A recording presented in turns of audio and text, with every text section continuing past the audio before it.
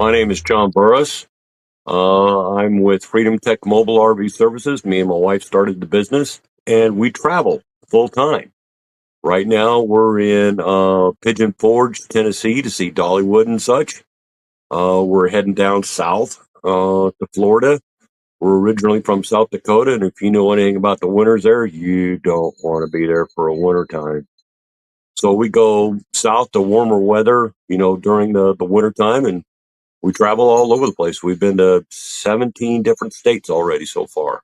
I can't pick one in particular. I try to be very active with the people. And, when you get that appreciative, like, wow, you came and helped us, you got our problem fixed and everything, uh, that can be quite special, and that's, kind of the perk of the business is feeling really good about yourself that you help somebody else. They may have tried to, find a dealership or something like that and couldn't find anybody. And then they end up finding me and I come out there and fix it. And they're able to stay home and take care of things and continue on their vacation and all that while I'm working away and getting the problem fixed. I've had several occasions where that happened. And it feels great. Most of the people, I've gotten 5-star reviews from a lot of the people. Well, every rate so far I've had is 5-star, and that's from being interactive with them and then doing my very best to help them. I constantly tell them it's a better idea because so many times they end up taking their RV to a dealership and dropping it off, and they have no clue when it's going to get done. And I hear the horror stories all the time of, oh, it's going to, 2 or 3 or 4 months down the road, 6 months down the road, they finally got it fixed. And then they tell me that it didn't even get fixed right. The convenience of an RV tech to begin with is that we're there, we're working on it right then. We may have a little bit of a delay on parts, and that's about the worst thing that can happen. But we're there, we're getting it fixed right then. And of course, they don't have to worry about getting themselves a motel room while they're waiting, for this thing to get done, or even like flying home. I've seen people tell me stories about that they flew home and then 6 months later they flew back to go get their RV. We're right there. We're right there, and we're ready to work and get things taken care of. And I've done my very utmost best to make it as convenient and as easy as possible on them so that they can continue on. Hey, we take care of just about every single thing. I mean, I can't put on a rubber roof by myself. That's kind of a 4-man type of job and everything like that. I can clean a patch roof and that type of thing. But for the most part, I mean, most of my jobs, I'd say half of my jobs actually are to deal with, the air conditioners and the refrigerators and the hot water heaters and things. The other half ends up being, oddball little things like, uh, a rain gutter needs to get replaced, or they got loose cabinets and they need to get them fixed. So I've done a lot of carpentry and kind of different kind of jobs before too. So the whole thing is to be prepared.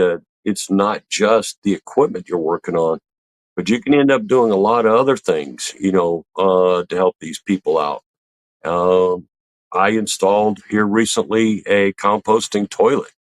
I've never done it before, but found out that I had to get ventilation and 12 volts power supply to it. So, I just went ahead and started doing it and get it done. And I did a really nice job. And the ladies that I was working with were very appreciative of that. So it's not always just, the things that you learned in school, but you got to be a little bit flexible, on maybe doing a few other things.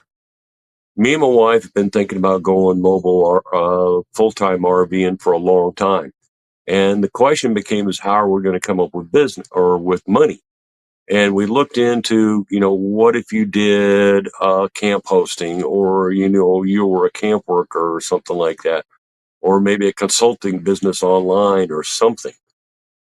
This turned out to be a great idea. The VA ended up paying for my schooling and all that. Um, so with my background in electronics through the United States Navy, as well as being kind of a handyman that's done plumbing and automotive work and construction work and things like that. It's like this is right in my wheelhouse and makes it easy for me to go ahead and just transfer right into a job like this. And it's something that I find very rewarding. Anytime I fix something or make a customer happy and get a smile on their face, then, I love that. I think that's just a blast. I've had a few calls where, just recently a macerator pump. I've never worked on a macerator pump. Um, that was okay though. It's just a motor. And in school, I learned about motors anyway, how to test them out and how to make sure that they're working.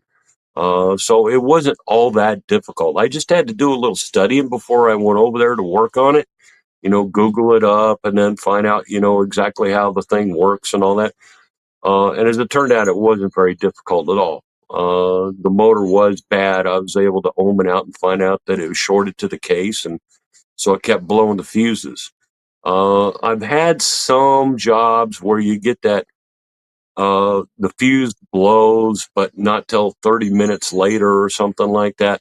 And boy, that can be a hard one to trace. It really can. You get those intermittent grounds and you get the little fan motors. That happened to be what it was. The fan motors were just pulling a little bit more amperage than they should have and all that. So there can be some tough ones and all that, but just kind of trust in what you've learned, utilize, the peoples in your group and all that. I'm with the group that I went to studying at. Uh, and, you can get right on it and figure it out. So, you always got to be, continue plugging through it. You'll get it.